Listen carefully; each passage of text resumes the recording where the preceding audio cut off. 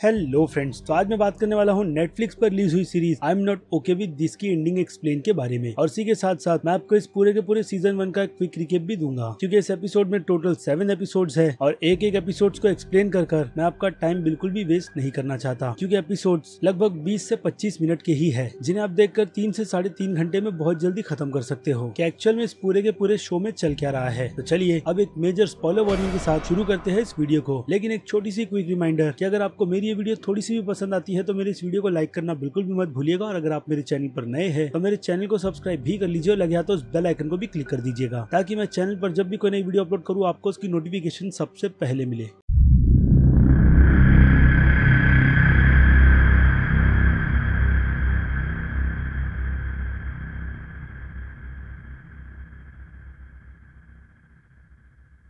खैर, तो हर एक एपिसोड की शुरुआत सिडनी के कैरेक्टर को दिखाकर की जाती है, जो हर बार अपनी मन की बात अपनी प्राइवेट डायरी में लिखकर पूरी की पूरी सिचुएशन हमें एक्सप्लेन करती है। और इस डायरी की एडवाइस सिडनी को उसकी गाइडेंस काउंसलर ने दी है, ताकि इससे सिडनी का मन पूरी तरीके से हल्का रहे, क्योंकि रिसेंटली उसके पिता की डेथ हो गई है, जिन्होंने उन्हीं के घर के बेसमेंट में खुद की जान ले ली, जिनकी मौत का सबसे ज्यादा इफेक्ट सिडनी पर ही पड़ा है। इतना कि वो अपने पिता की मौत के बाद उस बेसमेंट में कभी भी नहीं जाती, और न ही उनके घर में सिडनी या फिर उसकी मॉम उसके पिता का जिक्र करते हैं। लेकिन आगे चलकर इस एपिसोड में यही डायरी सिडनी के लिए एक बड़ी मुसीबत भी लेकर आती है, क्योंकि सिडनी ने अपने सारे के सारे राज उस डायरी में लिखे हुए हैं, जिसके बारे में मैं आपको आगे बताऊंगा। खैर, तो जैसे कि मैंने आपको बताया, सिडनी अपना इंट्रोडक्शन खुद ही देती है हर एक एपिसोड के स्टार्ट में, जहाँ पर हर बार सिडनी खुद को लूजर ही दिखाती है, इतना कि वो किसी के साथ भी अच्छी तरीके से घुल मिल नहीं सकती, और न ही घर से लेकर स्कूल में भी कोई उसे ज्यादा पसंद करता है। लेकिन इन सब के बीच स्कूल में अगर सिडनी को सबसे ज्यादा कोई पसंद है तो वो है उसकी बेस्ट फ्रेंड डीना, जिससे वो अपनी लाइफ की हर एक चीजों को शेयर करती है, सिवाय सिडनी के कुछ डार्क सीक्रेट के, जो कि एक्चुअल में सिंडी की सुपर पावर्स है, जिसे फिलहाल तो सिंडी किसी भी तरीके से कंट्रोल नहीं कर सकती, और ना ही सिंडी को यह आइडिया है कि सिंडी अपनी इन पावर्स को किस वजह से ज्यादा यूज करती है। लेकिन शुरू में सिंडी जब भी अपनी इन पावर्स को यूज करती है तो उनका लेवल इतना ज्यादा हाई नहीं होता, और जैसे जैसे एपिसोड आगे बढ़ने लगते हैं तो सिंडी की पावर्स उसके कंट्रोल से बाहर होती जाती है। जैसे कि स्टार्ट के कुछ एपिसोड्स में हमें सिंडी दिखाई जाती है अपनी पावर्स को यूज करते हुए, जहाँ पर वो पत्थर से एक साइन बोर्ड को ही जमीन से उखाड़ कर बाहर फेंक देती है। उसके बाद शॉपिंग मॉल में सारी की सारी चीजों का गिरना, और जब सिंडी घर में बैठकर कुछ सोच रही होती है तो घर की सारी छोटी मोटी चीजों का फ्लोट होना, जिसके कारण से सिंडी के छोटे भाई लियम की पेट की भी मौत हो जाती है। ये चीज हमें इसी का इशारा करती है कि सिंडी की पावर दिखने में जितनी ज्यादा कूल है उतनी ही खतरनाक भी, क्योंकि इसके बाकी के एग्जांपल हमें इस शो में काफी अच्छी तरीके से दिखाए गए हैं। तब जब सिंडी की इन पावर्स का सिंडी के नेबर स्टैन को पता चल जाता है, जो कहीं ना कहीं दिल ही दिल में सिंडी से प्यार भी करता है, जिसके साथ सिंडी सेक्स तब करती है जब उसे इसका एक्सपीरियंस करना होता है, क्योंकि उसकी बेस्ट फ्रेंड डीना भी सिंडी से अपना यही सीक्रेट शेयर करती है, जहाँ पर उसने भी अपनी रिलेशनशिप को ब्रैड के साथ आगे बढ़ाने का सोचा है, जिस बात से सिंडी को थोड़ा बहुत हर्ट तो होता है, क्योंकि इस वजह से डीना अब सिंडी को ज्यादा टाइम नहीं दे पाएगी, और उन दोनों की दोस्ती ब्रैड की वजह से भी ज्यादा टिक नहीं पाएगी, क्योंकि ब्रैड सिंडी के हिसाब से स्कूल का सबसे बेकार लड़का है, जिस पर स्कूल की लड़कियां बहुत ही ज्यादा मरती है। बट ये बात सिंडी के समझ तो बिल्कुल भी नहीं आती, और वहीं स्कूल में स्टैन भी पढ़ता है, जिस पर कभी भी किसी की नजर नहीं गई, यहाँ तक कि सिंडी भी उसे इग्नोर करती है। लेकिन जब सिंडी धीरे धीरे स्टैन के साथ रहना शुरू करती है तो उसे पता चलता है कि एक्चुअल में स्टैन कितना ज्यादा कूल है, जो कि तब रहता है जब उसके पिता काम के सिलसिले में ट्रक चलाने के लिए कई महीनों के लिए बाहर जाते हैं। लेकिन जैसे ही स्टैन के पिता आते हैं तो उसकी लाइफ में मानो सब कुछ बदल सा जाता है, और उसकी जिंदगी पूरी तरीके से स्लो ट्रैक पर चलने लगती है, क्योंकि हमें जब इस शो में स्टैन और उसके पिता के बीच की रिलेशनशिप दिखाई जाती है तो उससे हमें ये बात साफ साफ पता चल जाती है कि दोनों बाप बेटों के बीच रिलेशनशिप कुछ खास ज्यादा अच्छी है नहीं, और कभी कभी तो एक पॉइंट पर यह भी लगता है कि स्टैन के पिता अपने बेटे को मारते भी होंगे, और शायद इन्हीं कारणों से स्टैन की मॉम उसे छोड़कर चली गई होगी, या फिर उनकी डेथ हो गई है। यानी देखा जाए तो स्टैन के पिता है जिससे वो बहुत ज्यादा नफरत करता है, और दूसरी तरफ सिंडी अपने पिता से बहुत ज्यादा प्यार करती थी, बट वो अब उसकी जिंदगी में नहीं, बस उसकी जिंदगी में उसका छोटा भाई लियम है और उसकी मॉम, जिन दोनों में बिल्कुल भी नहीं जमती, और हर बार ये दोनों एक दूसरे से झगड़े में ही बात करते हैं, क्योंकि सिंडी को ये लगता है कि कहीं ना कहीं हो सकता है कि उसकी मॉम के ही चलते उसके पिता ने अपनी जान ली होगी। लेकिन हर बार उसकी माँ सिंडी को यही समझाती है कि जैसा वो अपने पिता को सोच रही है उसके पिता वैसे बिल्कुल भी नहीं थे, जिसके चलते उन्होंने खुद की जान ले ली, और अब घर की सारी जिम्मेदारी सिंडी की मॉम को ही उठाना पड़ता है, जिसके चलते वो काम को ओवर टाइम भी करती है। बट ये बात सिंडी के समझ बिल्कुल भी नहीं आती, क्योंकि जब भी उसकी मॉम उसे किसी काम के लिए कहती है तो सिंडी को यही लगता है कि उसकी मॉम बस उस पर हुक्म ही झाड़ती रहती है, क्योंकि इन सब जिम्मेदारियों के अलावा सिंडी की मॉम उसे उसके छोटे भाई का भी ध्यान रखने के लिए कहती है, जो चीज सिंडी को बिल्कुल भी पसंद नहीं आती। और इसी बीच सिंडी का छोटा भाई उसे ये भी बताता है कि स्कूल में उसे एक लड़का बुली भी करता है, जिससे मिलकर तो पहले सिंडी उसे समझाने की कोशिश करती है, जिसके बाद सिंडी को ऐसा लगता है कि सिचुएशन अब अंडर कंट्रोल है, लेकिन स्कूल में वो लड़का फिर से लियम को बुली करता है, जो चीज लियम को बहुत ज्यादा बुरी लगती है, क्योंकि पहले वो लड़का लियम को बुली के तौर पर छेड़ता तो था बट मारता नहीं था, लेकिन सिंडी के चिल्लाने के बाद उस लड़के ने अब लियम को मारना शुरू कर दिया है। और एक हिसाब से लियम की इमेज स्कूल में उस लड़की के सामने भी खराब होने लगी है जिसे लियम पसंद करता है। लेकिन धीरे धीरे ये चीज भी आगे काफी अच्छी तरीके से डेवलप हो जाती है, क्योंकि जिस लड़की को लियम स्कूल में पसंद करता है वो लड़की भी कहीं ना कहीं लियम को पसंद करने लगती है, खास करके तब जब वो लड़का लियम को उसी लड़की के सामने मारता है, जिसके बाद जाकर लियम अपनी बहन की तरफ पूरी तरीके से शांत हो जाता है। तो ये बात हो गई सिंडी और उसके भाई के बीच की रिलेशनशिप की। और बातें हैं डीना और ब्रैड पर, जहाँ पर डीना ब्रैड के साथ रिलेशनशिप में है, जिस रिलेशनशिप में ब्रैड कहीं ना कहीं डीना को धोखा भी दे रहा है, क्योंकि प्रॉम नाइट के टाइम और इससे पहले भी ब्रैड ने स्कूल की चेयर लीडर सोफिया के साथ रिलेशनशिप भी बना रखी है, जिस बारे में ब्रैड ने डीना को आज तक नहीं बताया। लेकिन जब स्कूल में इन 5 लोगों को पनिशमेंट मिलती है तो उसी दौरान जेनी ये बात ब्रैड के साथ करती हुई पकड़ी जाती है, जहाँ पर उसे सिंडी ये सब कहते हुए सुन लेती है। जिसके बाद जैसे ही वहाँ पर डीना एंटर होती है तो सिंडी उसे सारी की सारी सिचुएशन एक्सप्लेन कर देती है, और ऐसे ब्रैड और डीना का ब्रेकअप हो जाता है, जिसके कारण से जेनी पूरे के पूरे स्कूल में ये बात आग की तरह फैला देती है, और इसी कारण से ब्रैड की जो इमेज लड़कियों के बीच बनी थी वो पूरी तरीके से टूट जाती है। जिसके बाद ब्रैड किसी न किसी तरीके से अब सिंडी से बदला लेना चाहता है, यानी यहाँ पर सिंडी ने किसी न किसी तरीके से ब्रैड को अब अपना दुश्मन बना लिया है। और दूसरी तरफ पूरे स्कूल में होम कमिंग की भी तैयारी की जा रही है, जिन तैयारियों में स्टैन भी लगा हुआ है। जिसके बाद उसी प्रॉम नाइट के टाइम पर स्टैन सिंडी को पूछ लेता है कि वो उसके साथ होम कमिंग की पार्टी में चलेगी या नहीं, जिसके जवाब में सिंडी उसे हाँ कहती है। लेकिन जैसे ही वो डीना को जब देखने के लिए उस पार्टी में फिर से अंदर जाती है तो उसकी नजर रोती ही डीना पर पड़ती है, जो कि एक बेडरूम में पड़ी हुई है। जिसके बाद सिंडी उसे समझाती है और इसी दौरान सिंडी डीना को किस भी कर लेती है। जिसके बाद हमें कहीं ना कहीं सिंडी का कैरेक्टर समझ आ जाता है कि वो लड़कों को लेकर इतनी ज्यादा चिड़ी हुई की रहती है, क्योंकि जब भी डीना और सिंडी ने आपस में बात की थी तो वो लोग कभी भी किसी भी लड़के की ज्यादा बात नहीं करते। यानी कहीं ना कहीं सिंडी का कैरेक्टर एक लेस्बियन है जो ठीक तरीके से खुद को अब तक समझ नहीं पाई है। लेकिन उस रात उस किस के बाद उन दोनों के बीच कुछ चीजें बदल जाती है, क्योंकि उसी रात सिंडी इतनी ज्यादा नर्वस होती है कि वो भागते हुए इतनी गुम हो जाती है कि पहले वो एक कार से टकराने वाली होती है, जिससे बचकर वो जंगल की तरफ भागती है और जोर से चिल्लाती है। और इसी बीच हम सिंडी की एक और सबसे पावरफुल पावर देखते हैं, जिसकी वजह से आसपास के झाड़ एक सर्कल में गिर जाते हैं। लेकिन ऐसा होते हुए स्टैन ने भी देख लिया है, क्योंकि स्टैन ही उस कार को चला रहा था। जिसके बाद स्टैन किसी न किसी तरीके से सिंडी को ये कहता है कि वो उसे पूरी तरीके से ट्रेन कर सकता है अगर वो चाहे तो, जिसमें पहले तो सिंडी उसे मना करती है। जिसके बाद सिंडी सिचुएशन को कंट्रोल करने के लिए स्टैन के पास चली जाती है खुद को ट्रेनिंग करवाने के लिए, जहाँ पर जाने के बाद स्टैन उसे एक्सप्लेन करता है कि ये सारी की सारी कॉमिक बुक उन्हीं लोगों ने लिखी होगी जिनके पास इस तरीके की सुपर पावर्स होगी। जिसके बाद वो कॉमिक बुक की हर एक ओरिजिन सिंडी के सामने रखना शुरू करता है, यानी वही कि कोई एलियन से उसकी मुलाकात हुई थी, या फिर किसी इंसिडेंट के चलते उसे ये पावर मिली है, और या फिर वो किसी गवर्नमेंट के प्रोजेक्ट का हिस्सा है। जिन सभी के जवाब में सिंडी उसे ना ही कहती है। और फिर यहाँ पर स्टैन ये पता लगाता है कि सिंडी की ये पावर्स एक्चुअल में काम किस तरीके से करती है। जिसके बाद सिंडी उसे एक्सप्लेन करती है कि इसकी पावर्स एक्चुअल में उसके नर्वस होने से आती है। जिसके बाद स्टैन उसे वहाँ पर पूरी तरीके से बेइज्जत करता है और सिंडी वहीं पर वॉलीबॉल को उठाकर दीवार पर दे मारती है। जिसके बाद वो गुस्से से वहाँ से चली जाती है कि उसे स्टैन के साथ रहकर अपनी पावर्स का और प्रयोग बिल्कुल भी नहीं करना। और इसी दौरान उन दोनों की दोस्ती टूट गई है। जिसके बाद जब उन्हें क्लास में पनिशमेंट दी जाती है तो उस पनिशमेंट के दौरान सिंडी से लाइब्रेरी में कुछ हो जाता है। जिसके बाद वो फिर से स्टैन की मदद लेकर लाइब्रेरी के सीसीटीवी फुटेज की पेन ड्राइव डिस्क को चुराने की बात करती है, जिसमें पहले तो स्टैन मना करता है, लेकिन उसके बाद जैसे ही डीना को उसमें इन्वॉल्व किया जाता है तो वो मान जाता है। और फिर जैसे तैसे कर वो लोग उस पेन ड्राइव को भी चुरा लेते हैं और उस सिचुएशन से भी निकल जाते हैं। लेकिन इसी बीच कहीं ना कहीं डीना को ये पता चल गया है कि जो कुछ भी लाइब्रेरी में हुआ उसके बारे में कहीं ना कहीं डीना को पता होना चाहिए, क्योंकि जो बात सिंडी और स्टैन ने उसे बताई थी कि वो दोनों लाइब्रेरी में सेक्स कर रहे थे, तो वो बात पूरी तरीके से झूठ थी उस लाइब्रेरी की हालत देखने के बाद। लेकिन फिर भी सिंडी डीना को वहाँ पर कुछ भी नहीं बताती। जिसके बाद जब स्टैन उस फुटेज को सिंडी के साथ बैठकर चेक करता है तो उसे वहाँ पर उस लाइब्रेरी में सिवाय सिंडी की शैडो के अलावा और कोई नजर नहीं आता, क्योंकि सिंडी ने ये दावा किया था कि एक्चुअल में उस लाइब्रेरी में कोई और भी था जिसके पास उसी की जैसी पावर्स है और वो कहीं ना कहीं सिंडी पर नजर रख रहा है। जिसकी झलक हमने इस शो में भी देखी कि कोई एक ऐसा शख्स है जो सिंडी पर नजर रख रहा है और वो एक डस्ट की तरह गायब भी हो सकता है। खैर तो आ जाए फिर से सिंडी और स्टैन की दोस्ती पर, तो ये दोस्ती फिर से एक बार तब टूटती है जब स्टैन वहाँ पर सिंडी को होम कमिंग के लिए मनाने के लिए आता है, जहाँ पर सिंडी का ध्यान पूरी तरीके से ब्रैड की तरफ होता है, क्योंकि ब्रैड ने उसे धमकी दी है कि वो किसी न किसी तरीके से अपना बदला जरूर लेगा। जिसके बाद स्टैन होम कमिंग के लिए स्कूल की दूसरी लड़की को अपने साथ ले जाता है, जिस दौरान वो लड़की भी उसके डांस को देखकर उसे छोड़कर भाग जाती है। और दूसरी तरफ आ जाए डीना और सिंडी पर, तो कहीं ना कहीं डीना को भी सिंडी के लिए फीलिंग जाग रही है। लेकिन डीना अपनी बात खुलकर उसे बताकर जैसे ही किस करने वाली होती है तो स्कूल के प्रोफेसर फाइल बीच में इंटरप्ट कर उस पार्टी का मजा खराब कर देते हैं, क्योंकि उन्हें इस होम कमिंग की पार्टी में किंग एंड क्वीन अनाउंस करना है, जहाँ पर इंटरप्ट करने के लिए बीच में ब्रैड आ जाता है, जिसने एपिसोड के पहले ही ये बात क्लियर कर दी थी कि वो आज रात कुछ माइंड ब्लोइंग करने वाला है, जिसका रेफरेंस इस एपिसोड के एंड में बिल्कुल परफेक्ट जाकर बैठता है, जो चीज एक्चुअल में ब्रैड के साथ होती है, जिस एंड की शुरुआत ही इस एपिसोड के स्टार्ट से की गई थी और एपिसोड को बिल्कुल परफेक्ट तरीके से एंड किया गया, जिसके फाइनल एपिसोड में हमें बताया गया कि जो इस शो का नाम है कि I am not okay with this, जिसमें से नॉट हट जाता है और फिर वहाँ पर टाइटल हमें दिखाया जाता है I am okay with this का। यानी अब सिंडी ने ये बात मान ली है कि वो अपनी इन पावर्स को किसी गड्ढे में बंद कर अपनी लाइफ को नॉर्मल तरीके से जीना शुरू कर देगी, क्योंकि ब्रैड के डीना के ब्रेकअप के बाद डीना कहीं ना कहीं उसकी तरफ पूरी तरीके से अट्रैक्ट हुई है और इसीलिए डीना ने सिंडी को उसके साथ उस होम कमिंग की पार्टी में जाने के लिए कहा है, जबकि उसके पहले उससे तीन लड़के उस पॉम्प पार्टी में जाने के लिए पूछ चुके हैं, जिससे ये बात साफ हो जाती है कि डीना भी कहीं ना कहीं सिंडी को लेकर सीरियस हो रही है। तो अब आ जाए सिंडी पर, तो सिंडी ने ऐसा क्यों सोचा अपनी पावर्स को लेकर, तो उसकी भी कुछ डिटेल हमें शो के 6th एपिसोड में दिखाई गई, जहाँ पर सिंडी अपने पिता की मौत का कारण ढूंढने के लिए आती है, क्योंकि मरने से पहले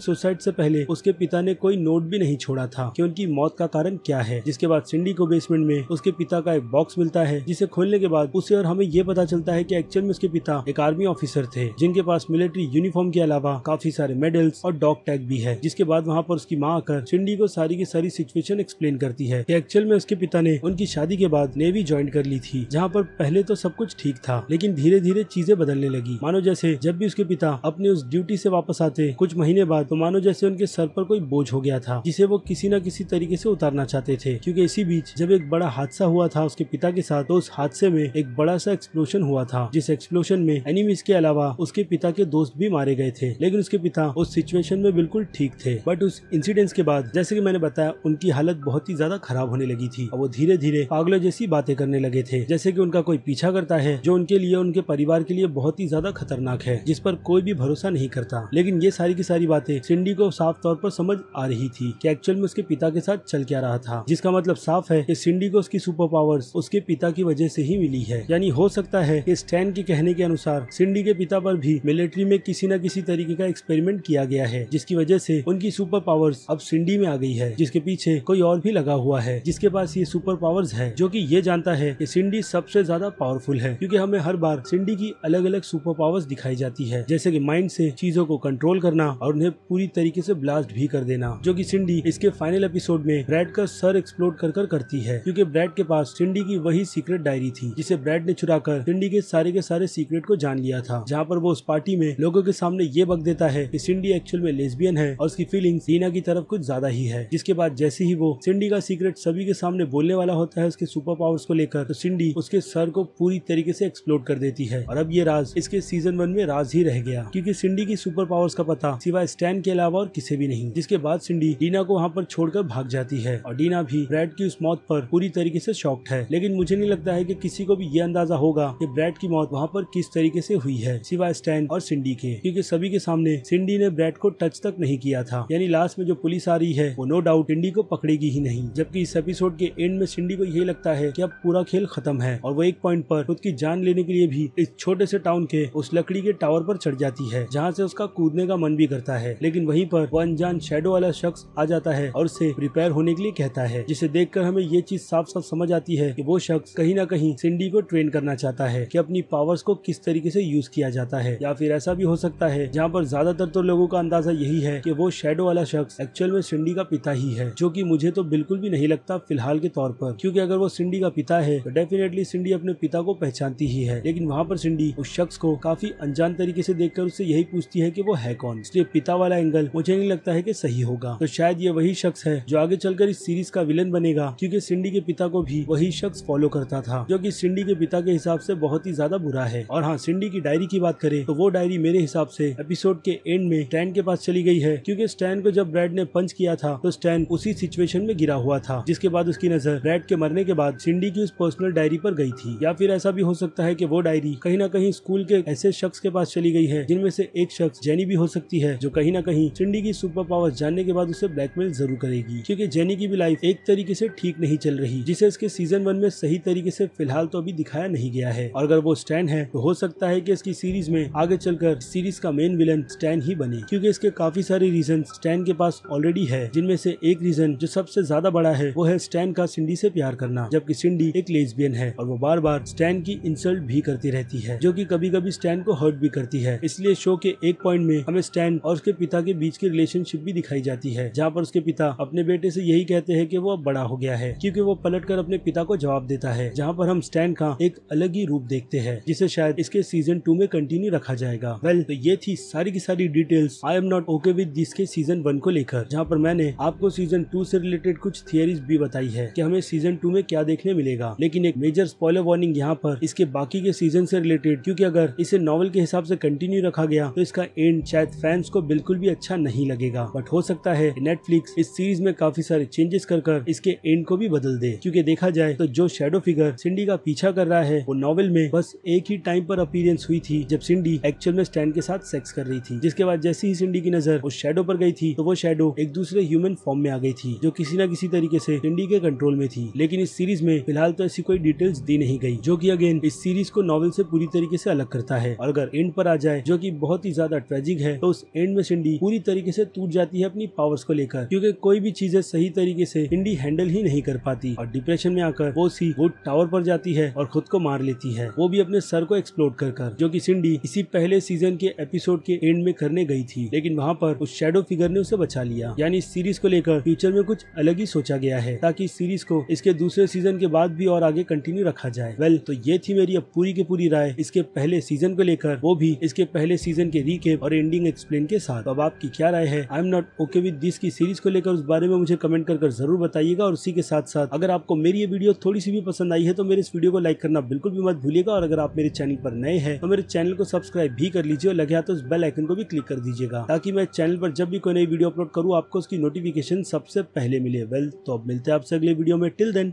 बाय।